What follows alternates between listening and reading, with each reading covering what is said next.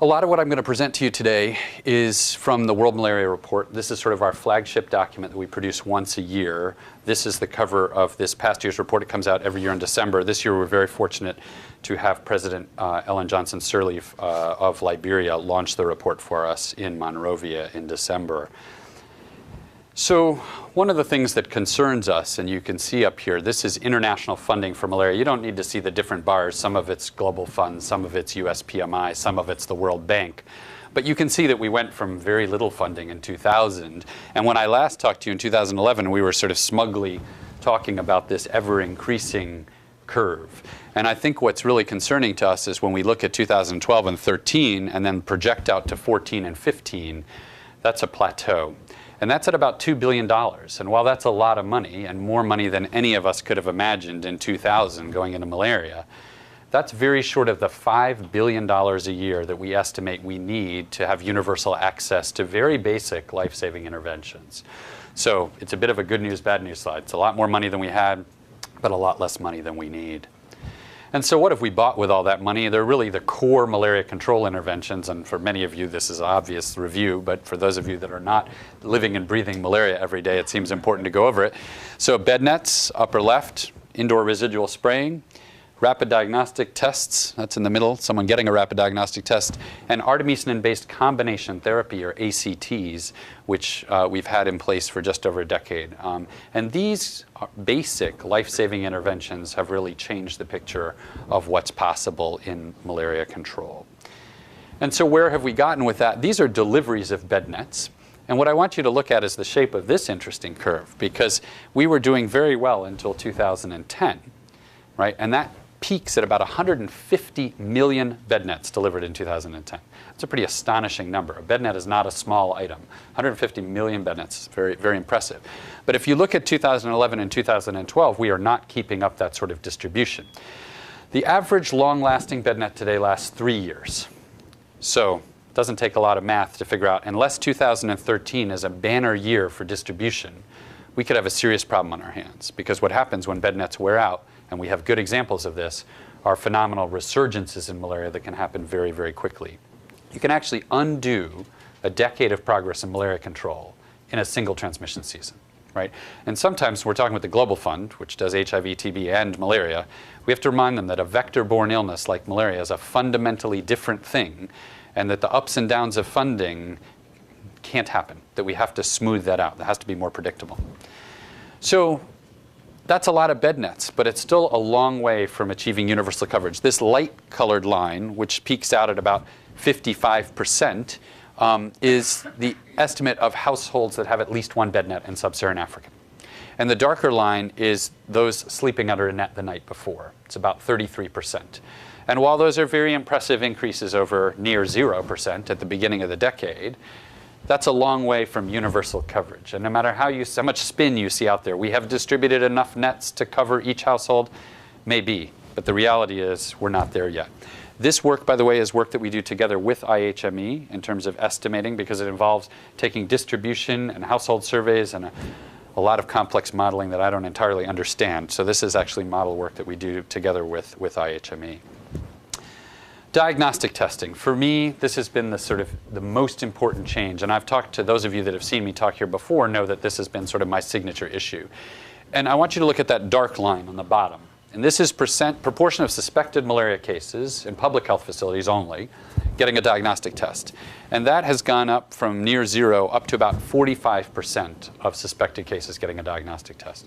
That is a very impressive increase. That's a real paradigm change from presuming that every fever is malaria to getting to the point where every fever should be tested with malaria. And I'll circle back to that from an advocacy perspective later. You can see that in much of the rest of the world we've already gotten there, and that universal diagnostic testing is more or less a reality, but we still have a ways to go in Africa. Again, you can see this concerning plateau. If I go back a slide, you can see that we were going up and up, and then 2010, 11, oh sorry, those numbers got mixed up on the axis down there, but 11 and 12, there's not much progress. And you can see this throughout all of these slides, that we're getting a little bit of plateauing.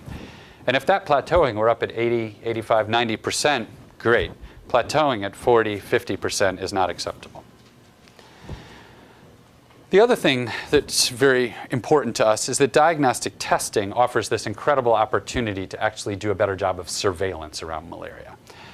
But if you think about this, and we were talking about this a little bit this morning around the cascade, the bottlenecks. So if there's 100 actual malaria cases out there in the world, this is sort of what happens, and this is why we really only get to about 10% of them being reported. Let's say 80% of those seek treatment. About half of those are at a government health facility where we have a prayer of collecting the data. And at those, it's not necessarily part of the surveillance system. And they may not all be tested, and then those individual cases may not all be reported. And by the time you're done with that, those 100 actual malaria cases out there, there's only 10. And this puts us in the pickle of having to do an awful lot of estimation because the surveillance data that we get is inadequate in so many places. And so what are those bottlenecks in case detection? You know, this is by region, and I'm not going to go through each of those. But in Africa, you can see that, you know, actually from cases, which is the blue, to seeking treatment, a lot of people seek treatment. A fair proportion of that in public sector, although that's very different in different countries.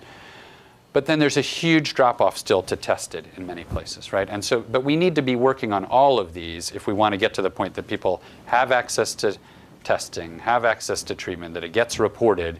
You can't just be working on one piece of this puzzle, or we're never going to get to where we need to be in terms of knowing where the malaria burden is. So if we stand back and look at trends in surveillance systems, there's two types of diamonds up here. The dark ones, we're actually able to assess trends. The light colored diamonds, we can't assess trends. And on the x-axis, we have the estimated number of malaria cases.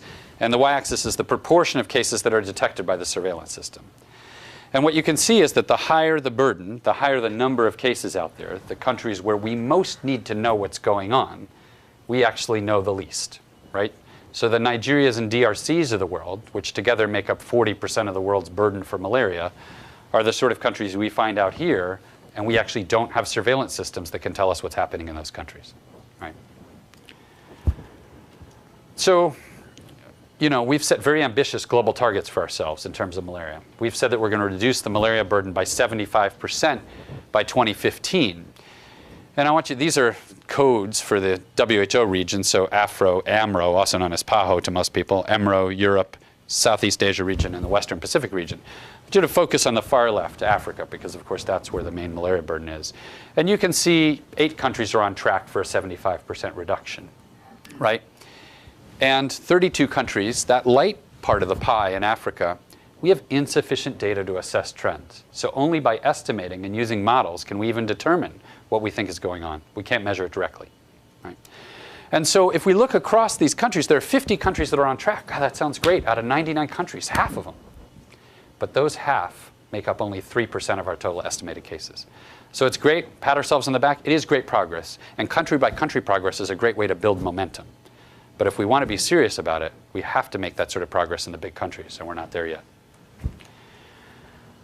So if you look at progress in reducing cases in relation to initial malaria burden, this is the reported number of cases in 2000, and this is the change in malaria case incidence rate. So you actually want to be down here, which is a 100% decrease in cases. In a few places, we've actually increased in cases. That's very bad. But if you look at this axis from sort of less than a 25% drop down to a 100% drop in cases, you can see that the higher the burden, the less progress we've made in terms of proportional drop, right? So proportionally, we're doing better in the smaller countries, which isn't a surprise. These are countries that have better health systems. It's easier to measure what's going on. And in general, we've had a higher per capita investment in smaller countries. But, very important message, this is the flip side of that message, is that while the progress has been faster, so the proportional decline has been faster in the smaller countries, the overall number of lives saved is higher in the big countries. So we're doing great work. A 25% drop in burden in a very big country is an awful lot of lives saved. But the point is, if we could get that proportional coverage up, that proportional burden reduction to be greater, of course, those number of lives saved could be all that much greater. So these two types of diamonds here, the African region are the dark ones. The other regions are the sort of tan-colored. And you can see the estimate. Let's just look at the deaths. This is estimated number of deaths on the x-axis, and the estimated number of deaths averted. And you can see that the higher the burden in 2000, the higher the number of deaths averted. So it's not that nothing's happening, right? We don't want this to all be a bad news message. Good things are happening in these big countries, but just not enough of it. We're not at scale. I'm going to show you, these are new. This was just done a week ago. I did this for a meeting that I was going to in Oslo. There's a Lancet Commission on Health that's looking at what could we achieve between now and 2035 in infectious diseases amongst some of their other tasks. And for that, I sort of wanted to animate what had happened in the last 10 years. So this is global malaria incidence rate. And the darker the color, the higher the incidence rate. So red being the highest, Africa, not surprising. And I'm going to press play here, and it's going to go from 2000 to 2010. Pick a part of the map to focus on, maybe Africa. And I think what you'll see is not much has happened. It flickers around a little bit, and outside of Africa, we're dropping it. But overall, the incidence rate isn't changing that dramatically. It goes up and down. Maybe it's a little more green in some of the peripheral. Africa is still pretty red at the end of the decade. So in terms of number of cases, we're still struggling with the case rate. But what is impressive is that we are preventing people from dying. So these are malaria death rates, right? And again, same sort of color scale, where the darker the color, the dark red is the worst. And if you look at death rates from 2000 to 2010, you can see that there the map really is shrinking, and that by the end of the decade, there's a lot less red out there. We actually really are saving people, stopping people from dying, which we should. We don't actually have the tools to get to elimination in the heartland of Africa or to get to eradication today. But we do have the tools to stop people from dying from malaria. This is not rocket science, right? A bed net, a 50-cent diagnostic test, an anti-malarial treatment. These are basic things. What we lack are the resources and systems and people to get it out there in many places. But we have made progress over that decade. And so what does that mean globally? Well, these are estimates. And we say that we've had a 25% decline in malaria mortality rates over a decade and a 33% decline in the WHO African region. Again, estimates, right? So you've got to take those with a grain of salt. And that we add that up, and many groups have actually looked at this number of lives saved. And what's amazing is the groups have all come up with a very similar number, which makes you feel a little better about it when it's not just one group. And that's about 1 million lives saved over that 10-year period. That's a lot of people. It's a lot of kids. Most of those are kids. But that still leaves a pretty darn large public health problem. That's still 219 million cases worldwide. That's wide uncertainty intervals around that, 154 to 289 million. And about 660,000 deaths with a pretty wide uncertainty range around that, from 490,000 to 836,000 in 2010. And that's entirely unacceptable for a disease that's preventable and treatable. And actually, I put this up there because, someone said, well, you should put that on a log scale. I'm like, no, it's intentionally not on a log scale. Africa's on the far left. Yeah, we need to continue to make progress outside of Africa. But this pretty much hammers it home, that unless we get the burden down in Africa and in kids under the age of 5, which is that light blue bar, that's where the lives need to be saved, right? It's under 5s in Africa. And if you look at these sort of sail diagrams, on the left are cases and on the right are deaths. And these are these are country-specific estimates that we put in the 2012 report, although it's 2010 data are the last country-specific estimates we have. And you draw a line at 80%. 14 countries make up 80% of the deaths worldwide. And as I mentioned before, 2 of them, Nigeria and DRC, make up more than 40% of the deaths. All of the leading countries for deaths are in Africa. For cases, it's 17 countries, of which 15 are in Africa. India and Indonesia are 2 of the countries that come in terms of case counts. It won't be lost on you, those of you that have paid attention, that we had some differences of opinion about the number of deaths globally. Some of the gray hair that I have, I would attribute to the several weeks around the controversy that emerged around this. I guess what doesn't kill you makes you stronger. But actually, I really think, all joking aside, I think the news stories really botched this one. The real news story is that actually, for most of the estimates, they're indistinguishable statistically. If we look at under 5s in Africa, outside of Africa, yeah, the point estimate may be different, but the confidence intervals overlap. The real story is through 2 different methodologies, we have a real difference in kids over 5 and adults in Africa. And there's a question that we have to answer. Which is this? Is there really a much larger group of deaths in over 5s and adults in Africa that we, WHO, are missing through the methodology we are using, or not? And so we have been meeting. So we have an evidence review group that's supporting us to look at our burden methodology, which we do all the time. We're constantly revisiting it. And actually, we had Chris Murray out this year for a whole day as we talked through this. And I think we're all committed to sort of trying to do some of the studies that will answer this question. This is an answerable question, right?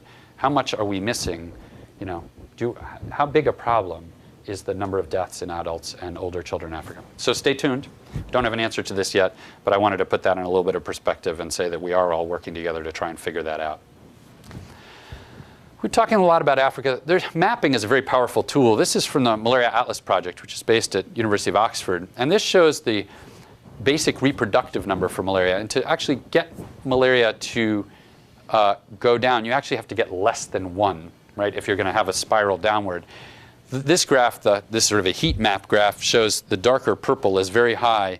And if you'll cast your mind back to the maps I showed of the progress, you'll see a pretty serious overlap with the red places of where where incidence rate remains high and death rates remain high, and this part of Africa.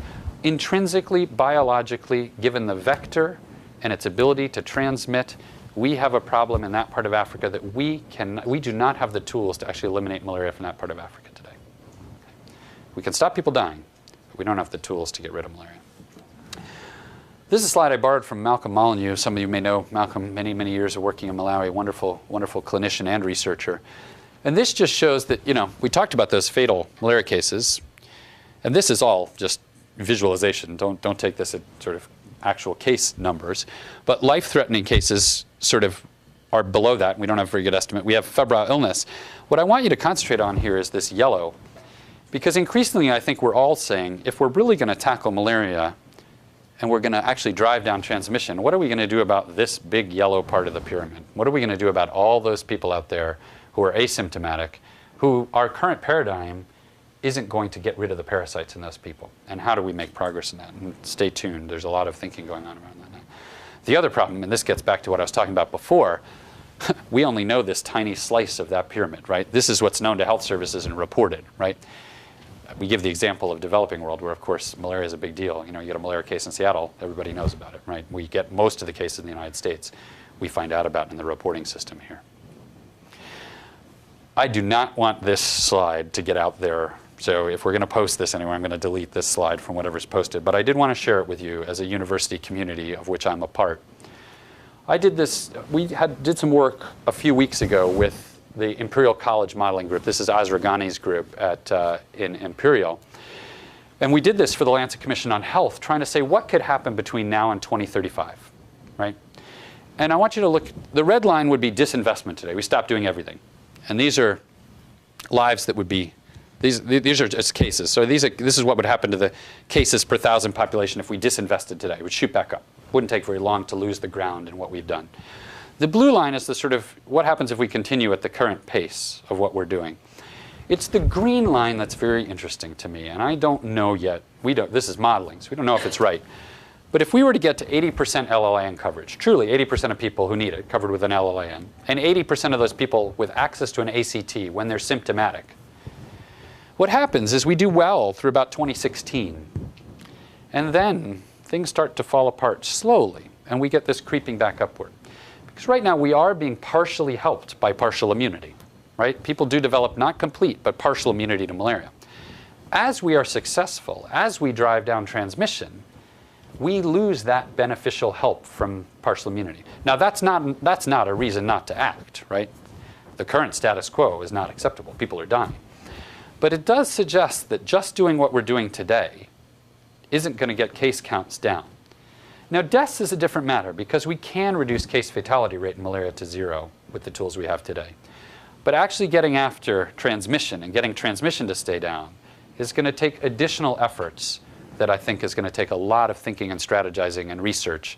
And for those of you that are looking for careers in something to do, understanding the burden of asymptomatic malaria and what we're going to do about it, I think is going to take up much of the next 10 years. What does the Global Malaria Program do? And those of you that have seen me talk before know this, but for those of you that don't, it seems important to explain what are we doing out there at WHO. And so we have 4 core roles in the Global Malaria Program. Our first is a normative one, which is to promote the adoption of evidence-based norms, standards, policies, technical strategies, and guidelines. That's what most people think of when you think of WHO. That's our most important thing. We convene experts to set policy. We keep independent score of global progress, and that word independence is very important. We don't have a horse in the game, right? We're just out there to do it. That's what the World Malaria Report is a good example of. We develop approaches for capacity building and system strengthening and surveillance. Now, we don't have people everywhere, so we're not running around doing this, but we develop sort of templated approaches for this. And then we identify threats to success and opportunities for action and try and catalyze those. One of the things that I went to WHO to do was to rebuild the policy setting for malaria, which had become a bit ad hoc in recent years. And we convened a group of experts to advise us on how we should do this. And in the end, we chose a model of SAGE. Some of you work in immunizations. If any of you work in immunizations, you'll know SAGE. It's the Strategic Advisory Group of Experts. And we actually modeled the new malaria policy setting process at WHO on SAGE.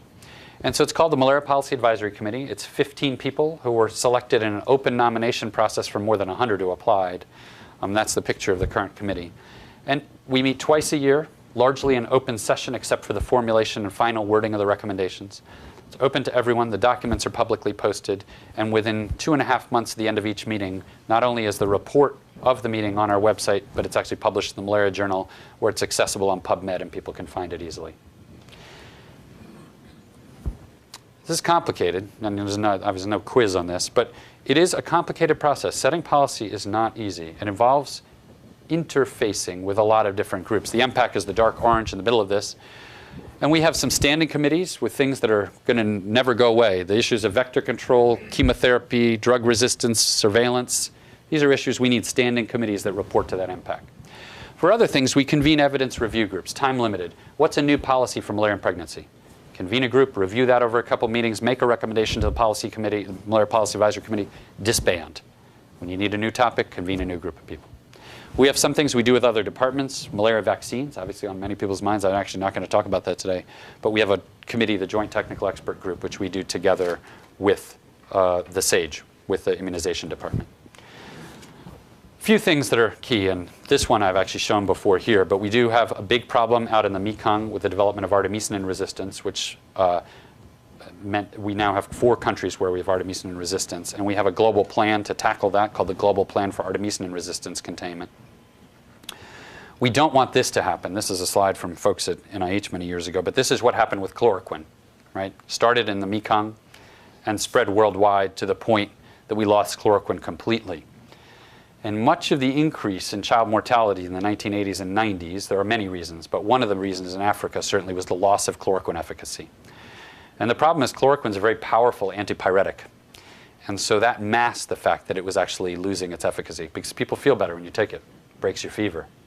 It wasn't killing any parasites, right? So that hid the problem for many years. But we don't want this to happen with artemisinins. That would undo a decade of progress. So we actually have a problem in 4 countries, in Myanmar, Thailand, Cambodia, and Vietnam. The areas in 1 are Tier 1. That means areas we actually have resistance, the dark color. Tier 2 are neighboring areas. And these are places where we're actually mounting containment programs, very aggressive programs to find people with parasites and get rid of those parasites. But it's challenging. If you notice this map, it's the same thing everywhere. It's a border problem. And there's a reason it's a border problem. It's hard to find people. These are borders that are porous, where there's conflict, and it's hard to find people, and people have poor access to health services. So this is the problem. The place we most need to reach are the very places that are most difficult to reach. We're launching, this is the first time I've shown this publicly. I just got this last night by email. This is the cover of the Emergency Response to Artemisinin Resistance in the Greater Mekong Subregion. This is a plan, a multi-country plan that's going to be launched next week in Phnom Penh on World Malaria Day. Princess Astrid from Belgium, who's a champion of malaria, will be coming out to launch it with us. And we have the countries signed on to this plan. All the countries have actually signed on to this to combat this problem, because this cannot be done well in one country and ignored in another, or you've lost the whole battle, right? And fortunately, the Global Fund has understood the importance of this regional collaboration, and they've put $100 million in the new funding model into fighting artemisinin resistance in the Mekong. We also have a problem with insecticide resistance. So, our enemies are constantly outsmarting us. So here we have a problem of drug resistance in the parasite. We have a similar problem of insecticide resistance in the Anopheles mosquitoes. We have insecticide resistance in 64 countries and counting. And that led us to have, last year, release a global plan for insecticide resistance management, which we released in May of last year. And the point is, of course, to maintain the effectiveness of current vector control methods, right? We can't lose pyrethroids.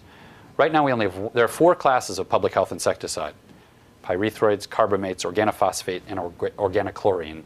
Organochlorines is only one, DDT. If we lose pyrethroids today, they're the only ones we have on nets, we have a serious problem on our hands. So we have to make sure we don't let that happen. We have some opportunities ahead of us. We talked a little bit at HI about this morning, but integrated community case management, or bundling together malaria, care for malaria, pneumonia, and diarrheal disease, represents a phenomenal opportunity. These are the big childhood killers. If you take away neonatal deaths, almost all the other deaths are due to those 3 killers, right? And so we are working very hard with countries to roll out a package of diagnostic testing, antimalarial treatment, antibiotics for pneumonia, ORS, and zinc, with referral for those who are sick or don't have one of these things. There is a movement afoot now to train 1 million community healthcare workers. But as Steve and I talked about this morning, and Kenny and I talked about, the problem is, how do you motivate and pay those people? There are good systems, like Ethiopia we talked about, where there are 30,000 health extension workers on the government rolls. But in many other places, these are volunteers, and it's been very hard to maintain those. How many times have, as Steve was saying, the APEs in Mozambique have gone through several boom and bust cycles over the years. And so the trick is, how do we do this, but figure out a model where it's sustainable and actually the government owns these projects. It's not a project. Elimination. Obviously, the real way to deal with malaria ultimately is to eliminate it in country by country and get to global eradication. Those stories are complicated. In many cases, elimination has come close only to fail. Sri Lanka at some point was down to under 100 cases, and then it went up to the hundreds of thousands, millions of cases. So we're trying to learn lessons from those experiences. What have we learned? And we're working with the Global Health Group, with UCSF, and the countries, in 10 countries, to actually document in a very detailed, these are very detailed reports that really tell the stories of where things have gone right, how they've gone wrong, and how countries are eventually getting to the point of elimination.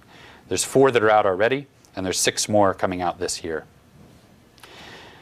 I've talked a lot about the importance of diagnostic testing and surveillance, and as I've said, that's sort of been my signature issue. And I just showed, for the first time when I was here last time, we had just gotten the logo, and that was October 2011. And we since then have launched this global campaign called T3, or Test, Treat, Track, saying that every suspected case of malaria deserves a diagnostic test, every confirmed case should be treated with a quality-assured antimalarial, and the disease needs to be tracked in a surveillance system. This does not sound like rocket science, but getting people to pay attention to this part of the malaria fight, as opposed to just thinking it's all bed nets, has not been easy, right? And so the idea was to raise the profile. Dr. Chan is the Director General of WHO, launched this for us on World Malaria Day in Namibia last year. And this is the Minister of Health of Namibia, Richard Conway, who's a malariologist. I'm always very happy when a malariologist gets appointed to be Minister of Health. Makes my job much easier. And these are the partners that have signed on to support this effort so far. Many more since, but at the time we launched it. On the same day, we launched new surveillance guidelines. This stuns me. These were the first updated surveillance guidelines for malaria since the Global Malaria Eradication Program. WHO had gone 50 years without updated surveillance guidelines for malaria. And frankly, without surveillance, we're just flying blind. We have no idea what's going on out there. We can argue about models. We can trade estimates in the press. That doesn't help a program manager on the ground at a district level. Only surveillance does that. And so we are making a big push to use the advent of diagnostic testing as an opportunity to get surveillance right. So what lies beyond for malaria control and elimination? So there's a lot of technical documents in the works, but there's 3 things that are out there in the next few years that I really want you to know about. Vivax. It doesn't kill a lot of people, but boy, howdy, does it affect a lot of people globally. There are a lot of people at risk of Vivax, and it's a much more difficult technical problem because there's a latent liver stage, a hypnozoite. It makes it much more difficult to tackle. And when you have countries where both species coexist and you beat down falciparum, usually Vivax rises as a proportional problem. Often Vivax in our documents is an afterthought. We're like, oh gosh, we're going to publish in 2 weeks. We don't have a Vivax chapter yet. Somebody got to write a Vivax chapter. So this time, we're actually starting with Vivax, and we're actually developing a global Vivax strategy over the next couple of years. And that's going to feed into a very important document that we've just started, which is a new global technical strategy for malaria control and elimination for the post-2015 era, 2016 to 2025. And that document will be the foundational document for the new Global Malaria Action Plan, which is the advocacy partner harmonization document that the Rollback Malaria Partnership will develop. And those three things are all going to emerge over the next couple years and take up a lot of our time and are very, very important things. I just put this out there because I am talking to an academic community here, and for those of you who are looking for research projects, I think the things that are most important in research in terms of things to think about over the next few years, and this is a mix of product development, basic science, field research, so it doesn't matter what you're interested in, there's something up here for you. Transmission blocking tools, whether those are anti-malarial drugs, vector control, or vaccines. Highly sensitive field-ready diagnostics. I talked to someone in Rio at a meeting a few months ago who said, yeah, I can make you a fluorescent RDT reader that will be web-enabled and transmit those data. I was like, how much would that cost? Those are sort of things that could change the game if they were cheap enough. Mass treatment or mass screening and treatment options. In the past, there's been a lot of skepticism of those, and there's a good reason to be skeptical. But we need to understand more how we could use tools like that if they were safe enough drugs to drive down transmission. Safe, short-course gametocytocidal drugs, drugs that will kill the sexual stage of the parasite, going to be very important. Optimum delivery systems for all these tools, and building capacity to use data for decision making, right? Something I think we talked a lot about this morning. There are a lot of extrinsic challenges to malaria out there. The biggest is money, right? This is work that was just presented last week at the replenishment meeting for the Global Fund in Brussels. The Global Fund is asking for its 2014 to 2016 replenishment $15 billion. A lot of people say that's a lot of money, and I guess it is. But it's certainly not a lot of money if you compare it to what we spend on military spending and other things, is it really? It's a pretty small price to pay for what we're getting out of the Global Fund. And this is the malaria piece. 90% of what we need in terms of billions of dollars is for Africa over those 3-year periods. $6 billion we need for Africa. That's the gap over those 3-year period.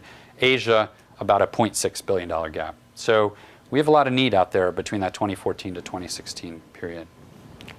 Because really the greatest threat to us in malaria control today, or over the next few years, isn't a biological one. Yeah, there's drug resistance, there's insecticide resistance, those are real threats. But the biggest threat is not having enough money to keep up the progress that we've made to date.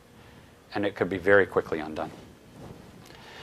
What are some of our other challenges? I talked about this with relation to artemisinin-resistant. Migrant and mobile populations. We're an increasingly mobile world, and people travel with their parasites.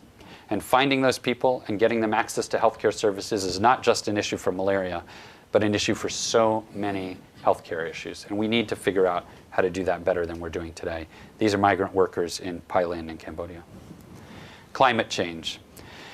You can dispute what the cause of it is, but I don't think anybody's disputing the fact that it's happening, right? Tell this polar bear it's not happening, right? And we could do a lot of modeling to imagine what that will or won't do to malaria. And I'm not sure how valuable that is. But the bottom line is if we have systems in place that are good surveillance, then we'll promptly identify where that burden is changing and be able to react to it. We're going to be in an ever-changing world, and we have to be ready for that. Urbanization, I was stunned when I looked at these two pictures. I mean, how can you tell it apart? But Mumbai's on one side, Lagos on the other. And while many urban areas are malaria-free, some of our biggest, most complex urban areas are not. And these are two of those areas. And the systems we need to deliver healthcare in a Lagos and a Mumbai is not the same as what we need to deliver in a rural area where many of us have focused our careers. Infrastructure projects. There are so many of these around the world, and health is not built into these from the beginning, and yet the health effects that they have are profound. How do we do a better job as a health community, as a global health community, to interface from the get-go in infrastructure projects and do the sort of scenario planning that's required and make sure that we don't get caught by surprise once those projects are underway? So a few concluding thoughts on the malaria part of this talk. I'm a very bad artist. I got stuck at the stick figure level in about 2nd grade. So this was me on a mouse in October last year. But, you know, when I think about malaria at the beginning in 2000, and you look down into that sea, there was just water everywhere. There was malaria everywhere. You couldn't see the bottom. So we really had a one-size-fits-all approach. You know, mosquito nets, spraying, diagnostics, drug, let's just get it all out there. But as you drain the pond, as transmission drops, you start to see the bottom. And there are places where we're malaria-free, where diagnostic testing has shown us that, in fact, we were already malaria-free, and that what we were treating as malaria wasn't malaria in the first place. And so now we have a picture of the bottom. And we need to start using those data. And this is an example, very nice example of microstratification of malaria done in Lao PDR. And you can see that they've gone down to a very granular level here of having data to show where is their malaria burden. And we need to now figure out, how do we use that data for program management? How do we use the scarce resources we do have most efficiently? And it's not just snapshots of one point in time, but it's trends, right? It's how do we see what's happening at the local level over time, and how do we respond? If a place is stuck, how do we figure out what additional tools to bring? If it's continuing to go down, how do we make sure those resources keep flowing to doing what they're doing? Here's an example of how that's going to play out in Africa. This is a new policy that emerged last year out of the Malaria Policy Advisory Committee. It's called Seasonal Malaria Chemoprevention, or SMC. It's very simple. Take two old drugs, amidiaquin and SP, put them together, give them monthly to kids under 5 during the transmission season, 75% protective efficacy. If we had a vaccine that was 75% efficacy, it would be front page news. This couldn't even get anybody to cover the story, right? Because it's old drugs. And you can't use it everywhere. This is not a magic bullet everywhere. This is useful in the Sahel sub-region of Africa, right? That bar across the map. But in those places where it's useful, 75% reduction is going to make a lot of difference to a lot of people. And this is the leading edge of what I think is happening. We're not going to get magic bullets coming down the road. We're going to get interventions that are useful in specific sorts of settings. And we're going to have to piece that puzzle together to get where we want to go. And what we need are countries that are able to look and think about a toolkit to design their investments in malaria. At the heart of that, the square box in the center, is a malaria program review. It's getting out there and looking at the program, looking at the epidemiology, the entomology, the data, the program coverage, looking both qualitatively and quantitatively at what's working. Within that, we then need to have an umbrella strategy. That's the Global Malaria Action Plan from the partnership, technical recommendations from WHO, which is sort of the foundation, and then pieces that countries can draw on. Quality assured commodities, gap analysis tools, costing, how do you cost a program? And through that, you put together an investment case on a country-by-country basis. I'm going to finish the malaria part thinking beyond malaria. You know, we all think about global health, and yet a lot of what we do in health is affected by everything else that's happening in development. So here I give the example that malaria control over the last decade is like compressing a spring, right? And we've done a nice job. That spring is compressing.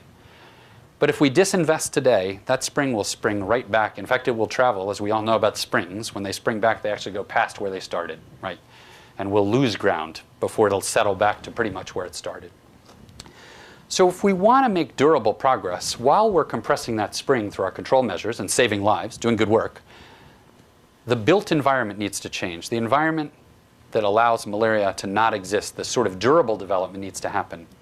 You know, CDC started as a malaria control center for the United States. And we did a lot of great work, we at CDC, long before we were born, but did a lot of great work.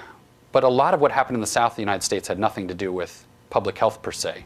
Screening windows and doors, better access to health care, those sort of basic building blocks probably did as much to get malaria out of the South of the United States as did anything we did in public health. So I think as a community, we need to pay attention to what's happening in development outside of health. And I think sometimes we don't invest enough time in looking at all those other pieces of the development puzzle and how they fit together. I encourage people to think about the post-2015 agenda. It is a super complicated process. I have been in more meetings on this, and I still don't understand all the moving parts to this. But that's not a reason not to try. And I think we all need to figure out. This is health in the post-2015 agenda. This is an effort that's been led by WHO and by UNICEF. And, you know, people seem to be coalescing around the idea of universal health coverage, healthy life expectancy, some very broad goals. But we need to pay attention to that, and we need to pay attention to what will happen to the other goals, and how will those affect all the efforts that we want to see happen in global health. One of the things that's driven me crazy in the malaria community over the 15 years I've been a part of it is our ability to be our own worst enemy. And I guess that's probably not specific to malaria, but I'll give the malaria examples. I constantly see us arguing over things that I think are hollow debates. Should we be focused on Africa or outside of Africa? New tools or existing tools? Falciparum or Vivax, attacking the vector, attacking the parasite, saving lives today versus eradication tomorrow. Those are clearly silly debates. We need to be doing all of these things. And I urge you in your careers, for those of you especially that have a lot of your careers ahead of you, to really avoid these things, to think through, to find compromises and realize that if there's a dichotomy set up, it's probably a false one. These kids are counting on us. Thanks very much.